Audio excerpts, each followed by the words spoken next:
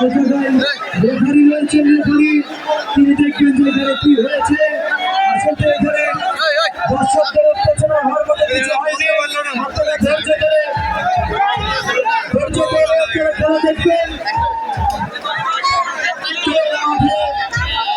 প্রবেশ করবেন না।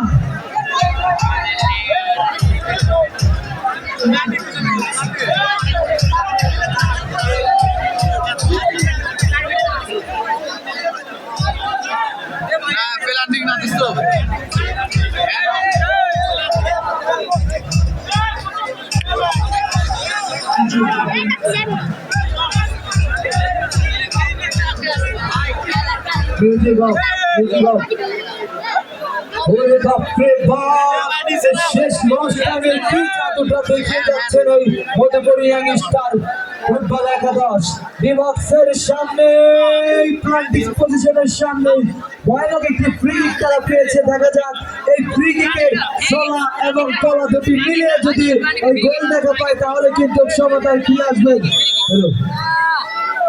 ও জায়গায় কিন্তু রাসেল তুলে মেরে দিয়েছিলেন, মাথা থেকে ঠান্ডা করে গোল মারে খেললে হয়তো বা।